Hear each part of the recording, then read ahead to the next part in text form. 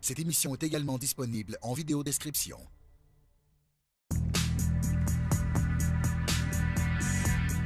Pendant la sanguinaire guerre des motards, il subtilise des fiches de police qui se retrouvent dans les mains d'organisations criminelles.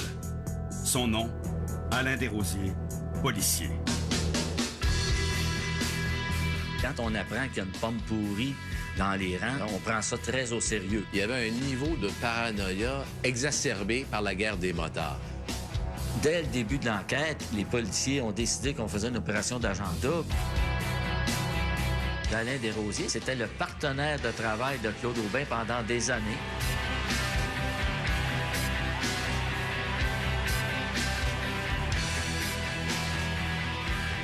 À partir du moment où l'information est sollicitée, le piège s'est déjà refermé.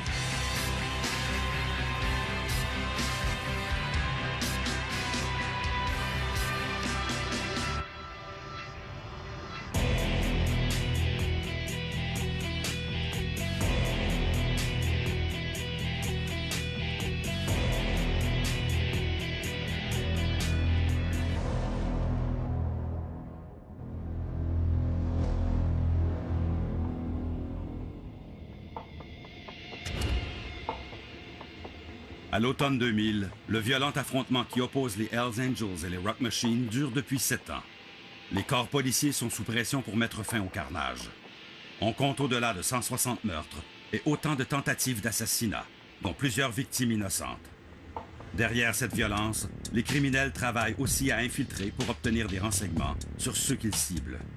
En pleine guerre des motards, c'est sûr que le renseignement devenait très précieux. Soit les Hells Angels, soit les Rock Machines, ils étaient en guerre entre eux autres. Fait que toutes les informations concernant l'ennemi devenaient très précieuses. Les motards avaient leurs taupes, comme les policiers avaient les leurs.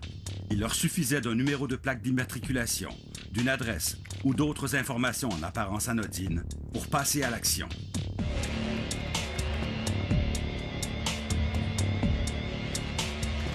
À cette époque-là, il faut se souvenir qu'on a déjà identifié 3 taupes, par exemple, à la SAC, la Société de l'assurance automobile du Québec. C'est de là que les motards avaient eu le numéro de plaque de Michel Auger, le journaliste du Journal de Montréal, dont on avait attenté à la vie là, en 2000.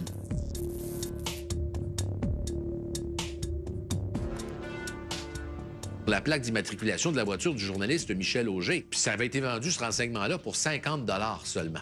Il y avait un individu qui régulièrement l'appelait puis lui demandait un numéro de plaque. Puis elle lui donnait le numéro de plaque, puis c'était 50 $ du renseignement. Elle, c'était un petit à côté, mais elle ne réalisait pas qu'elle contribuait à la machine de guerre des Hells Angels à ce moment-là. Ainsi, le 13 septembre 2000, lorsqu'un tueur à la solde des Hells Angels guette l'arrivée du journaliste Michel Auger du Journal de Montréal pour l'abattre, il y a au départ de cet attentat une taupe. Le tireur l'attendait près de sa voiture parce qu'il avait la plaque d'immatriculation.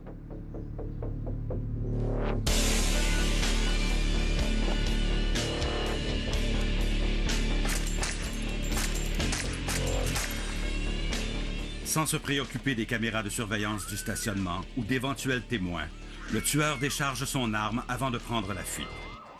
Touché à 5 reprises, le journaliste n'est pourtant pas atteint mortellement. Rapidement secouru, il va se remettre de ses blessures. En plus des infos sur le journaliste, Mme Martineau, la taupe qui travaillait pour un mandataire de la SAQ, a communiqué des renseignements sur une vingtaine d'autres individus. 3 ont été assassinés et 6 autres ont fait l'objet de tentatives de meurtre. Mais elle n'était pas la seule à la solde des motards.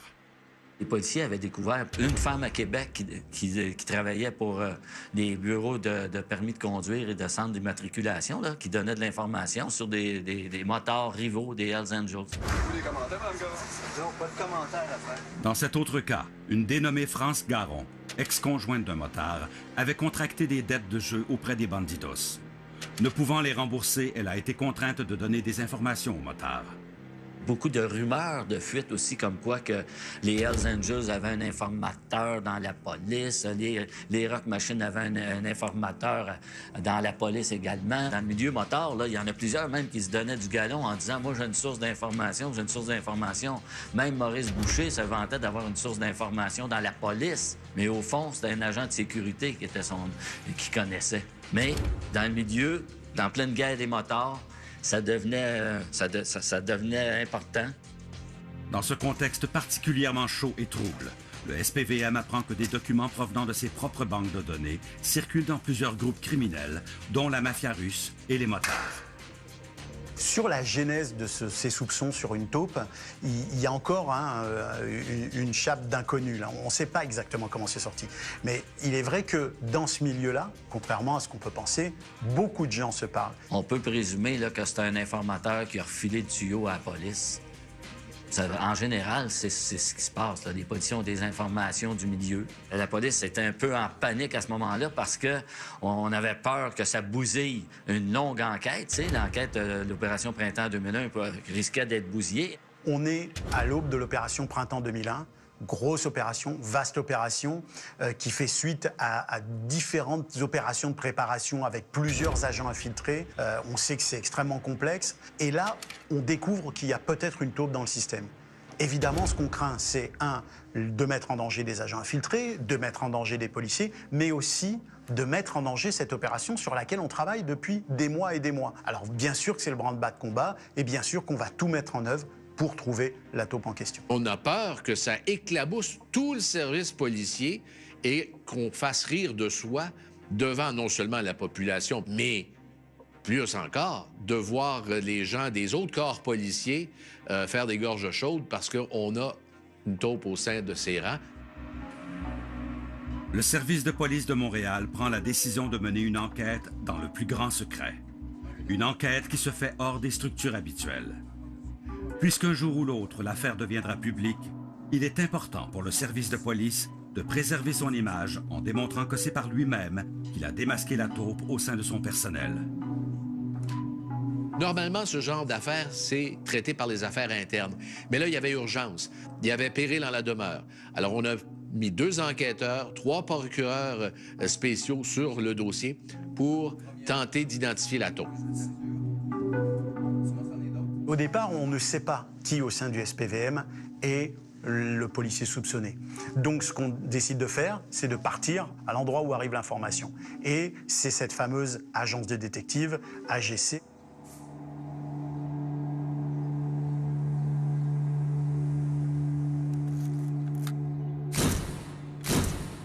AGC, qui appartenait à un ancien policier de Montréal. Un bonhomme qui avait pris sa retraite de la police et qui avait ouvert son agence de détective privé, l'agence AGC.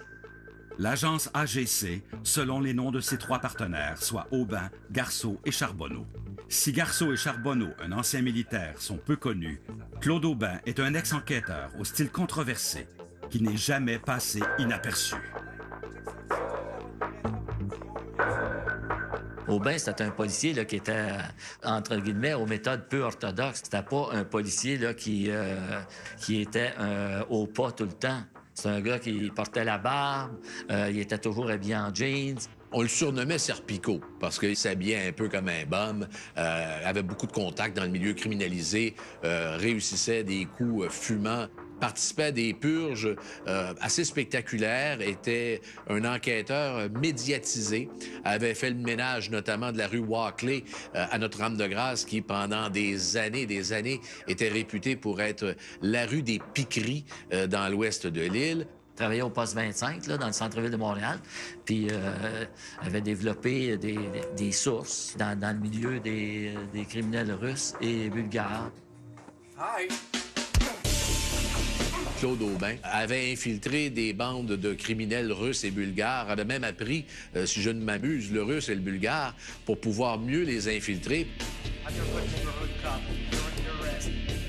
Lui, sa spécialité, c'était de se développer des réseaux de contacts dans le milieu criminel. C'était ça la force de Claude Aubin. C'est vraiment typiquement nord-américain que de voir que des policiers de terrain comme ça bénéficient d'une telle couverture médiatique. Ces policiers-là sont à la fois devenus des stars, hein, de l'élite des policiers, et en même temps, on sait qu'ils se jouent avec des barrières légales pour avoir plus de résultats. Ça se sait, tout le monde le sait, et on le laisse faire. Pourquoi? Parce que ça bénéficie à tout le monde. Les services de police ont leur nom dans les journaux, la couronne fait des beaux procès.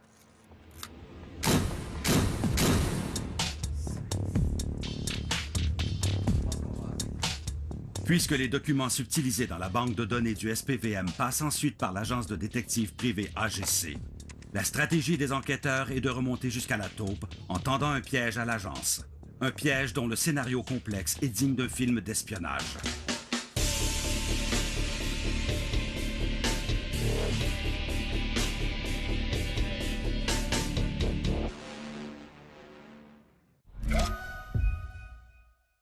Ne pas convenir à un jeune public. Au début de l'année 2001, le service de police de la ville de Montréal apprend qu'une taupe à l'intérieur de son service vend des documents au crime organisé par le biais de l'agence de détectives privée AGC. Quand on apprend qu'il y a une pomme pourrie dans les rangs, c'est sûr qu'on prend ça très au sérieux. Il y avait un niveau de paranoïa et de crainte d'infiltration par les milieux criminels exacerbé par la guerre des motards. Dans ce cas-là, c'est encore plus important parce qu'on était à la veille de mettre le point final à une des plus importantes opérations motards au Canada. La peur de voir des renseignements sensibles se retrouver dans les mains du chapitre nomade ou des Hells Angels ou de leurs affiliés des Rockers de Montréal est très grande. Les enquêteurs ignorent qui est la taupe, mais ils connaissent l'intermédiaire par qui des criminels obtiennent des informations potentiellement dévastatrices pour le service de police.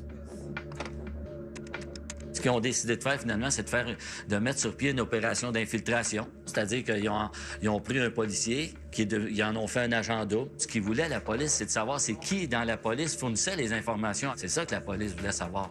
C'est qui la taupe dans nos rangs. On va approcher l'agence de sécurité pour lui demander des renseignements à propos d'individus.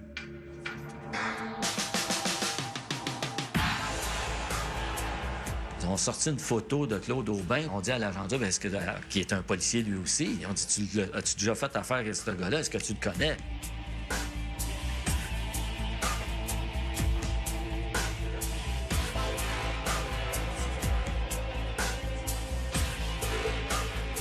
L'agent double a dit non, je connais pas ce gars-là, puis il me connaît pas, pas de problème. Tu deviens notre agent double. Sinon, c'est sûr qu'on aurait choisi un autre policier pour faire l'opération.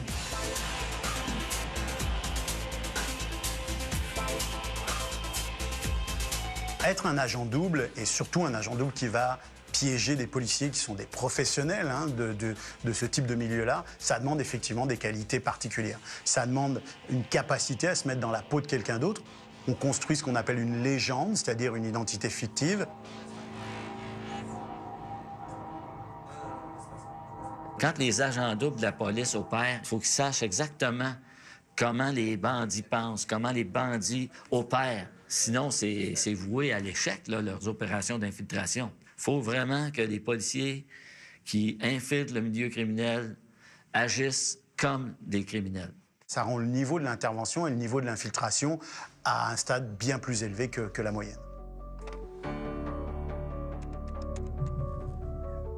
L'agent double en question commence par loger un appel à Claude Aubin pour lui demander s'il est disponible pour faire des affaires, quel service il offre comme détective privé, et ils conviennent d'un rendez-vous.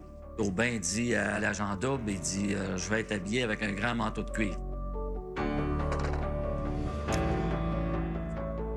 Après ce premier contact, l'agent double passe ensuite à un moment critique de l'infiltration. Malgré toutes les précautions, sera-t-il reconnu ou démasqué? Va-t-il éveiller des soupçons ou réussira-t-il à gagner la confiance? Aubin arrive dans un espace à air ouverte de restaurant. L'agent double est déjà là.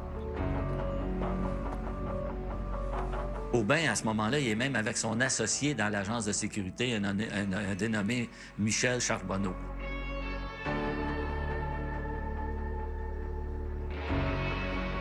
Michel Charbonneau, qui lui est un ancien de l'armée canadienne spécialiste du renseignement. Lors de la première rencontre au Faubourg entre l'agent double et les deux détectives privés, l'agent double lui demande tout bonnement, « Est-ce que tu peux m'obtenir des renseignements sur des individus? » L'ancien policier lui répond, « Certes, c'est possible. » Ce faisant, il lui donne tout de suite sa grille tarifaire.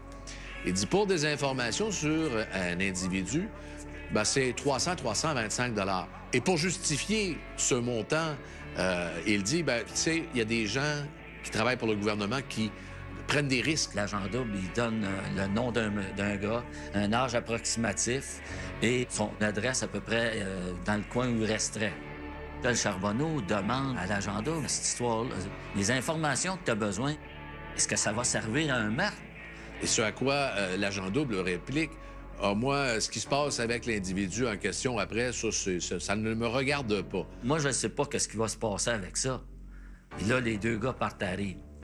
L'agent infiltré, lui, ce qu'il veut, c'est impliquer le plus les gens qui est en train de piéger. Donc, s'il y a une porte qui s'ouvre, soit laisser entendre que ces informations-là vont mettre en danger la vie de quelqu'un, l'agent infiltré va le faire. Évidemment, c'est sa job. L'agent double consignera dans ses notes que les deux anciens policiers ont souri, ont trouvé ça quasiment amusant. Et Aubin aurait même dit, bah, on dira que c'est une question de dette. On va mettre ça dans notre filière AGC Crédit. J'ai trouvé incroyable qu'on donne d'informations aussi importantes, aussi sensibles, hein, pour 300 $, 400 $, 500 $ même à la limite quand on ajoutait une photo.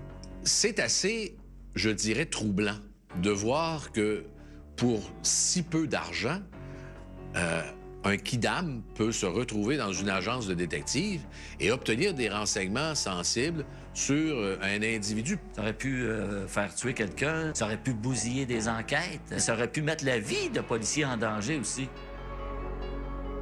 Aubin a même informé, dès la première rencontre, je peux te vendre des dispositifs pour détecter l'écoute électronique. J'ai plein de petits appareils là, pour le milieu. Parce que les agents sources, normalement, quand ils font de l'infiltration dans le milieu criminel, souvent, ils portent des micros sur eux autres. Puis donc, Aubin lui vendait des appareils pour détecter les micros d'agents sources.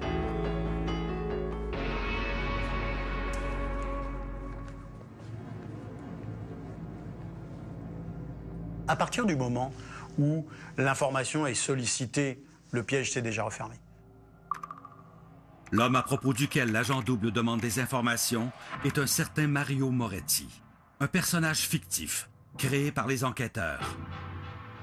Parce que on a mis en place un circuit, on sait que tel nom va être interrogé, donc on a des alertes sur le système et on va tout de suite identifier le policier qui fait la recherche. Ce policier est le sergent détective Alain Desrosiers, un policier avec une longue carrière et sur lequel jamais aucun doute n'a pesé. C'était facile de faire 1+1 dans le sens que Claude Aubin était très ami avec un nommé Alain Desrosiers qui, lui, était encore actif au service de police et travaillait aux enquêtes criminelles. Alain Desrosiers, c'était le collègue de travail, c'était le partenaire de travail de Claude Aubin pendant des années. Et ces deux policiers-là étaient surtout spécialisés là, dans des enquêtes sur la mafia russe et la mafia bulgare à Montréal.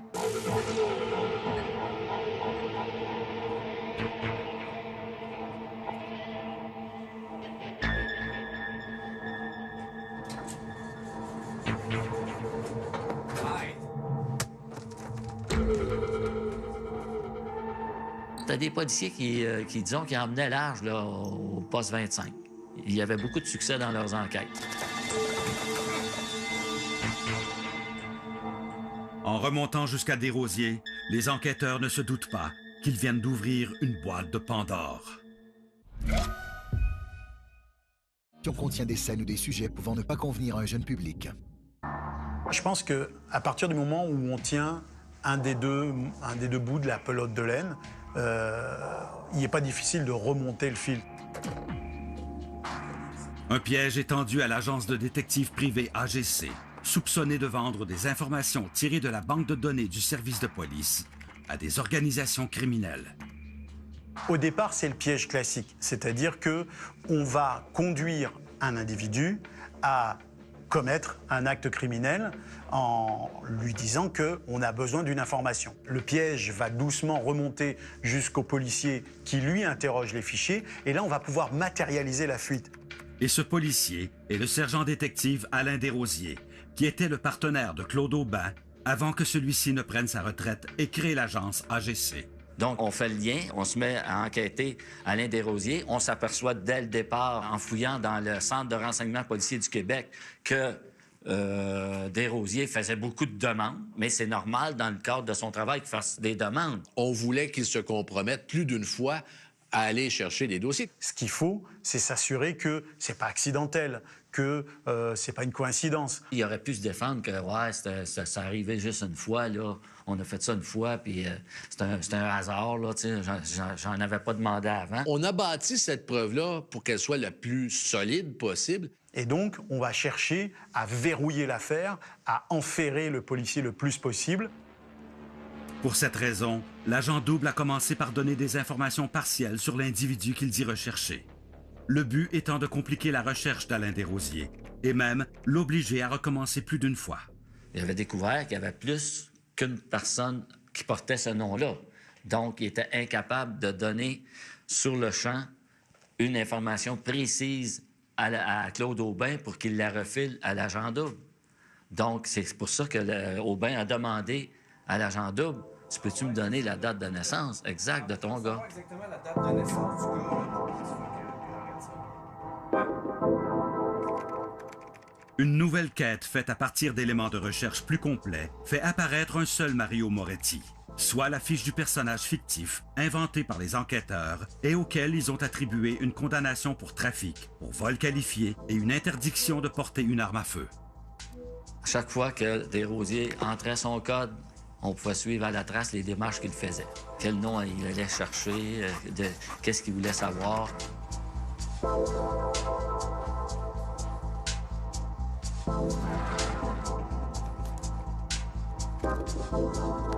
Et les policiers avaient installé un logiciel spécial sur le code de Desrosiers dans le CRPQ et également dans une banque interne de la police de Montréal qui s'appelle le Force Field.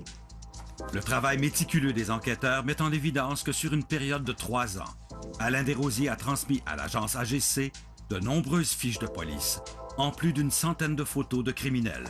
Il y a un autre aspect de ce dossier-là qui est quand même très intéressant, puis qui, en même temps, qui est inquiétant, dans le sens que la femme de Desrosiers travaillait, elle, à la division des affaires internes de la police de Montréal. Ce sont les affaires internes qui enquêtent sur d'éventuels actes illégaux ou manquements à l'éthique commis par des policiers. Le fait que le SPVM n'a pas impliqué cette division indique probablement que dès le départ, on se méfiait de Desrosiers. Elle savait que Desrosiers refilait de l'information au bain. Elle savait que c'était contre l'éthique. Elle savait que c'était même illégal. Elle-même lui disait, écoute, tu devrais faire attention. Tu pourrais perdre ta job. Puis c'est vraiment... Tu prends des gros risques pour vraiment rien, là. Elle le mettait en garde, ce que l'on sait. Il l'écoutait pas. Il rendait service à un chum. Elle travaille à la division des affaires internes. C'est pas une petite policière d'un poste de police, là. Elle, c'est elle qui dénonce les policiers qui font ça.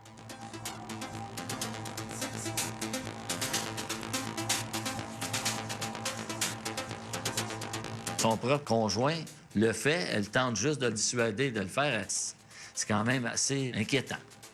Ça montre encore une fois, là, dans les milieux policiers, parfois, jusqu'où on se protège.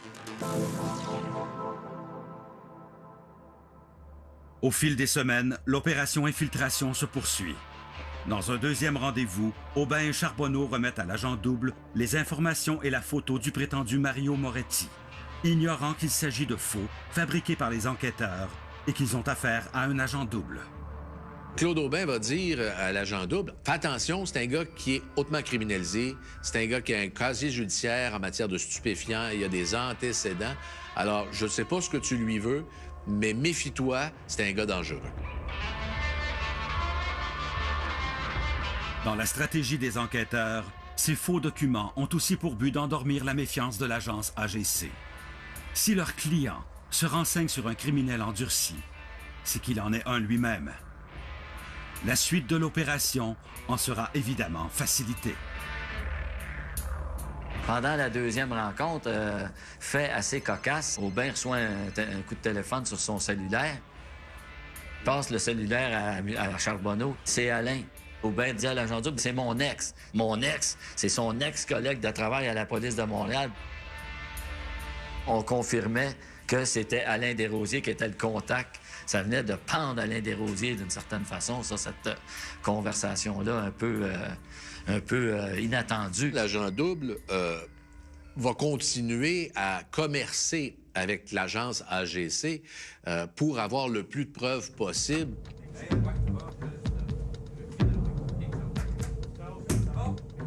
Yes, all right.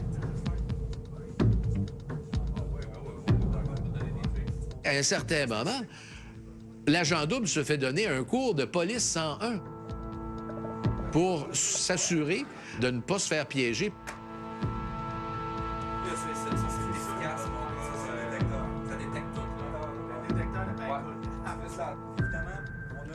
Aubin explique à l'agent double comment utiliser un dispositif pour balayer les ondes et s'assurer que son interlocuteur n'a pas un microphone caché sur lui. Si ça fait mon affaire, je laisse te revenir. Non. Ouais, mais écoute, c'est efficace. On va le voir. Ouais, mais... Tiens, ça mort. Parle pas de ça à personne. Excellent. Donc, je vais écouter n'importe quand. Good, pas de problème. All right, c'est sûr. On était prêt à aller quand même relativement loin, sachant pertinemment qu'on avait affaire à des gens qui composaient avec le crime organisé ou avec des vendeurs de drogue. L'agent double continue de tisser sa toile. Il demande de nouveau des informations sur d'autres individus, dont un certain Manuel Colcher, un personnage qui serait un trafiquant de stupéfiants qui lui propose une affaire. Aubin a même expliqué à l'agent double que son contact à la police prenait d'immenses risques là, en allant chercher de l'information dans les banques de données parce que ça laisse des traces.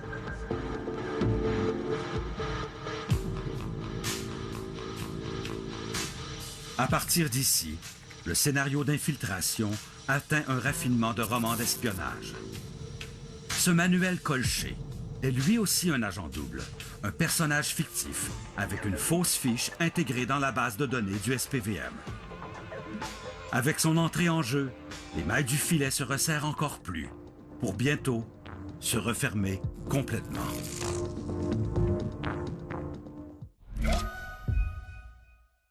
LD. Cette émission contient des scènes ou des sujets pouvant ne pas convenir à un jeune public. Moi, des enquêteurs supervisent une opération d'infiltration afin de démasquer et accuser les responsables de fuite de documents du SPVM. Fuite susceptible d'alimenter la guerre que se livrent Hells Angels et Rock Machine. Pour nouer la boucle, on a eu recours à la toute fin à un deuxième agent double qui se faisait passer pour un trafiquant de stupéfiants. L'agent double met en place un système de poupée russe. Il dit aux membres de l'agence de détective en question qu'il est en affaire avec quelqu'un, mais qu'il a des doutes sur cette personne-là. Cette personne-là, en fait, c'est un agent infiltré du corps de police qu'on a planté là pour que, justement, il se fasse détecter et identifier comme tel. La phase finale de l'opération a débuté par une nouvelle demande d'information de la part de l'agent double au sujet d'un trafiquant du nom de Manuel Colcher. L'agent double a fait croire à Aubin qu'il allait rencontrer un individu pour une transaction, faire une transaction illégale. L'agent double soupçonnait ce gars-là d'être peut-être un informateur de police. Claude Aubin il a même proposé de faire de la contre-surveillance.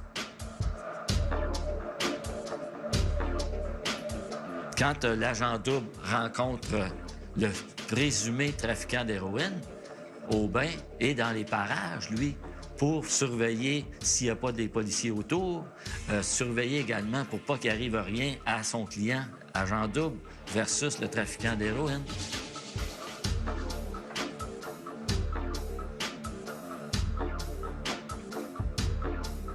qui s'est passé, c'est qu'après la rencontre entre l'agent double et l'agent double trafiquant d'héroïne, Aubin a suivi le présumé trafiquant d'héroïne. L'agent double, qui se sait suivi, utilise une technique éprouvée de contre-filature. Il dépasse le véhicule banalisé de police dans lequel les enquêteurs l'attendent. Il se retourne et revient vers la voiture, ce qui lui permet de voir si quelqu'un le suit. Dans ce cas précis, il fait semblant de ne rien remarquer. Aubin se rend compte que le mec qu'il doit suivre, qu'il doit filer, effectivement, il le surprend à monter à bord d'une autre voiture. Normalement, quand un agent source travaille pour la police et fait une transaction, normalement, dans les heures ou les jours suivants, il se rapporte à son contrôleur pour faire état de comment ça s'est passé, la transaction et tout ça. Donc, Aubin, sachant ça, lui, il avait pris le numéro de plaque. C'était le scénario imaginé par les policiers. Mais encore là, ça avait tout été bien planifié par la police.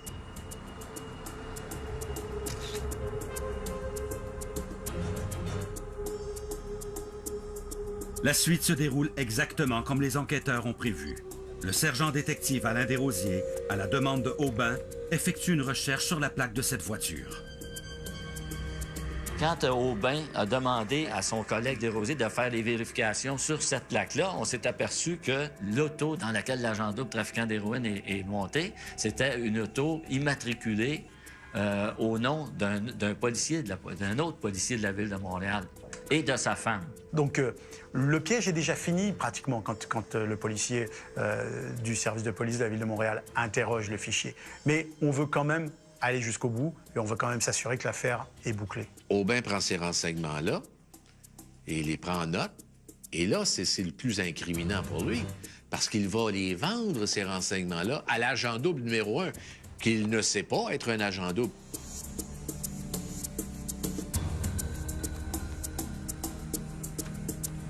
Il va dire à l'agent double numéro 1, « Retire-toi de cette affaire-là parce qu'effectivement, tes soupçons étaient fondés.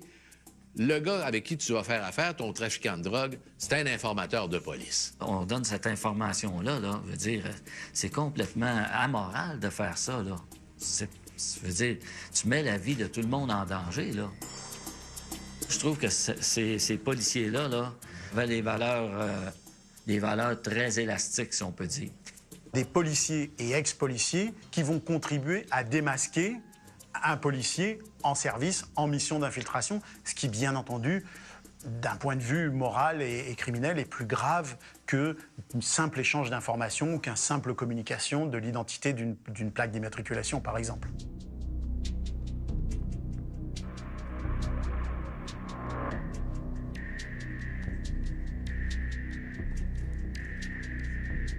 Ça en était fait de Aubin et de Desrosiers. La police a décidé de passer à l'action et de procéder aux arrestations. Ils n'en avaient pas besoin de davantage. Ils ont procédé à l'arrestation de Desrosiers sur les lieux de son travail.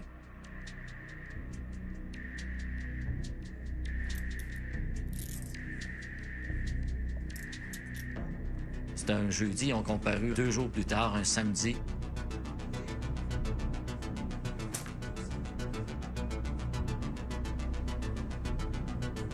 Alain Desrosiers, pour lui, évidemment, Claude Aubin, c'était un peu le modèle à suivre. C'était un gars avec qui il a travaillé sur des enquêtes, avec qui il a eu des résultats, avec qui il a été à la guerre, avec qui il a été dans les tranchées au cours de sa carrière. Donc, il y a une loyauté envers Claude Aubin et pendant l'interrogatoire, ça se démentira pas.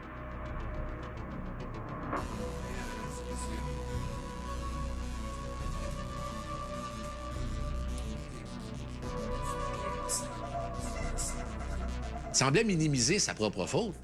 Réalisait pas à quel point ça avait sonné des alarmes au plus haut niveau de la SPCUM, justement à cause du contexte de printemps 2001, justement à cause du contexte de la guerre des motards criminalisés, ne semblait pas réaliser l'ampleur que ça avait pris au sein du corps de police.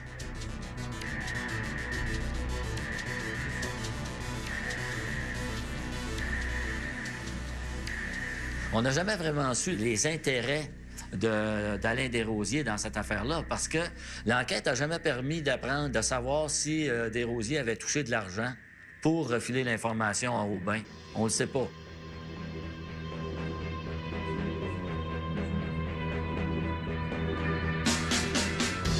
n'a jamais voulu prendre le blâme.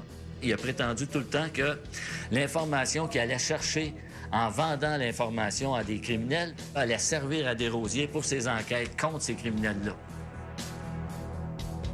C'est qu'Aubin mentait finalement à Desrosiers. Il ne donnait jamais les vrais motifs, les enjeux, à quoi allaient servir les informations. Il inventait toujours quelque chose. Par exemple, il disait, moi, je travaille sur un réseau de vol d'auto. C'est pour ça que je te demande beaucoup de noms. Et jamais, finalement, Desrosiers, lui, n'a su vraiment à quoi allaient servir les informations qu'il transmettait à Claude Aubin. L'échange d'informations entre les criminels et les policiers, c'est pas un fait nouveau, c'est pas du tout anecdotique, ça existe. Après, ce qui est très difficile à savoir, c'était dans quel but qu'on a fait ça. Qui a manipulé qui? Et ça, c'est toujours la question très délicate. C'est pour ça, à mon avis, que dans cette affaire, le corps de police qui enquêtait sur ces policiers a voulu aller très loin dans la démonstration pour qu'on puisse enlever le doute sur qui était réellement le manipulateur. Moi, je pense qu'Alain Desrosiers croyait sincèrement que son ancien partenaire, Claude Aubin, un ancien policier, piégeait des criminels. Quand il appelait Desrosiers pour avoir des renseignements, il disait « j'enquête sur ci, j'enquête sur ça ». Une fois qu'il a été arrêté puis interrogé, Desrosiers continuait à défendre Aubin. Il n'a jamais voulu compromettre Aubin dans rien. Ben, si la preuve était béton, il a jamais trahi son chum Aubin. Quelque part, Desrosiers pensait peut-être qu'il outrepassait pas son mandat, alors que dans les faits, c'était terriblement... C'était illégal, c'était immoral.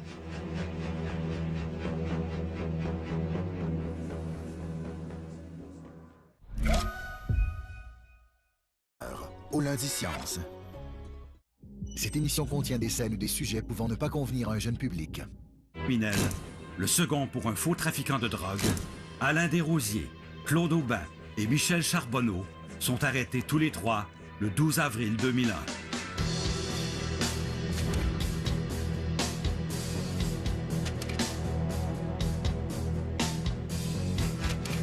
Il y a quelque chose d'un peu ironique dans cette histoire-là, parce que c'est l'arroseur arrosé, mais dans un jeu de miroirs et d'effets spéciaux à se confondre soi-même. Le scénario a été bien conçu, bien mis en œuvre et a permis d'identifier la taupe. Ça, c'était le but premier, de savoir qui était cette personne qui laissait filtrer des informations. La couronne est épatée par le travail des enquêteurs qui ont remonté la filière. Ils nous ont amassé une preuve accablante. La preuve, c'est que vous avez 3 plaidoyers de culpabilité à la comparution. Celui qu'on avait surnommé la taupe écope d'une peine de 2 ans moins 1 jour avec sursis.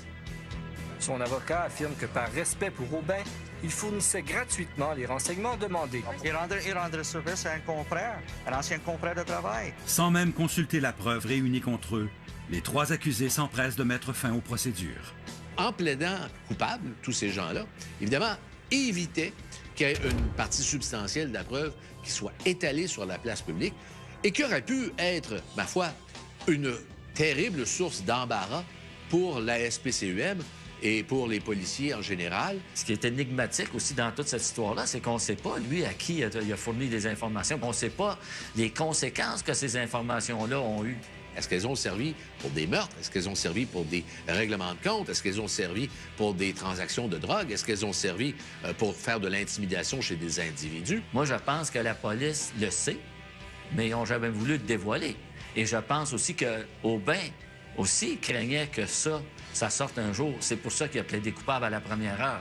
Leur plaidoyer de culpabilité fait en sorte qu'on ne connaîtra jamais l'identité des clients de l'agence de Claude Aubin. Un détail, selon la défense. Il nous suffit de dire qu'on a employé et qu'on s'est servi du système dans le but de transmettre des renseignements. Et c'est l'accusation qui a été portée. Le crime, c'est pas de vendre à Joe ou à Ginette. Le crime, c'est de se servir des informations, du système d'information illégalement.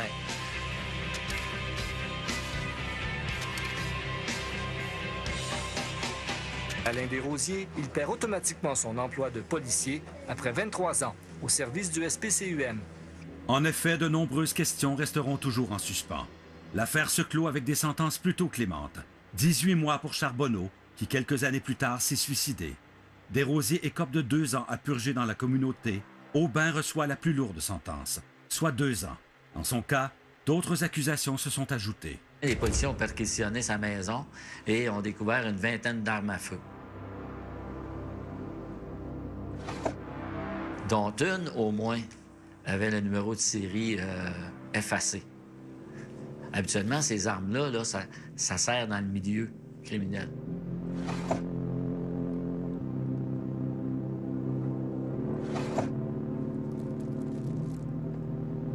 Aubin, d'ailleurs, plaidait coupable là, à la possession d'armes dont il n'avait pas de permis et aussi de les avoir mal entreposées.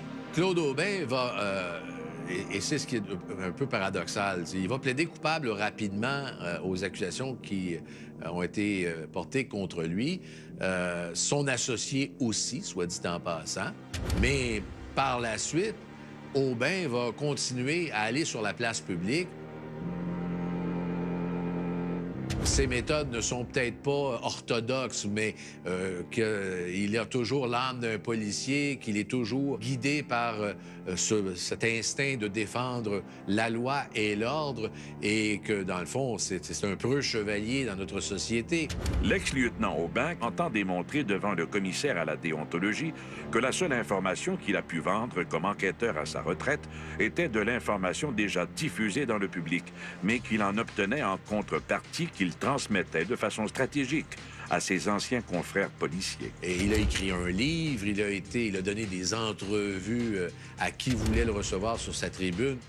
Claude Aubin et Desrosiers et d'autres policiers après ont voulu monter un comité de défense pour dire voilà comment se passent les méthodes policières. En gros, il n'y a pas que nous qui faisons comme ça. En gros, c'est un système qui existe, puis on en a fait partie.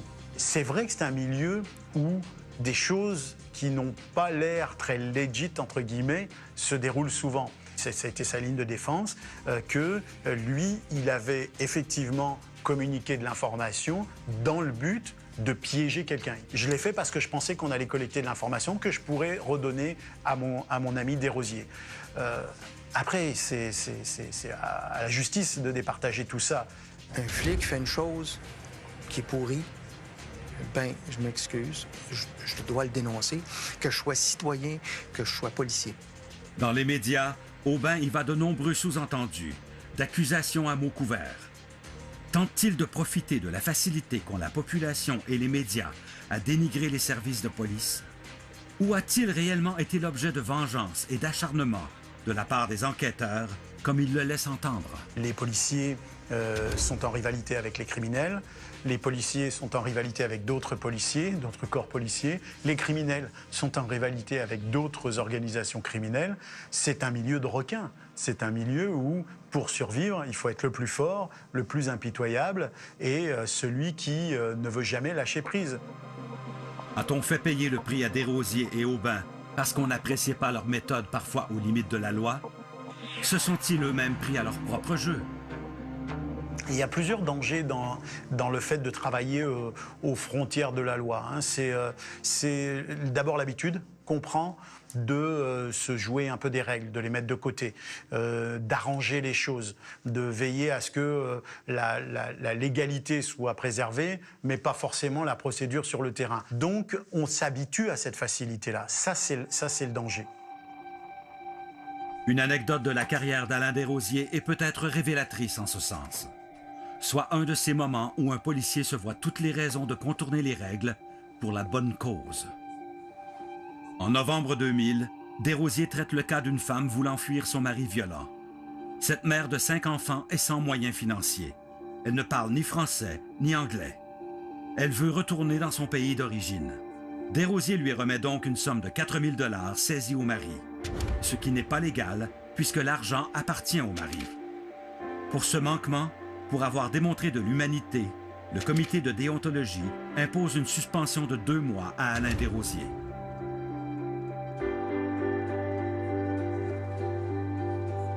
Le policier qui transgresse les règles, même avec des intentions nobles, vient-il de s'engager sur une pente glissante? C'est évidemment un argument souvent évoqué. Mais qu'en est-il au juste? En conclusion, le grand perdant, c'est Alain Desrosiers dans tout ça parce que non seulement il a écopé d'une peine avec sursis à purger dans la communauté, Mais aussi, il a été congédié, puis il a perdu son fonds de pension, alors que Claude Aubin, lui, a écopé de 2 ans de prison. Mais il était déjà à la retraite, donc il continue de toucher sa rente de la police de Montréal.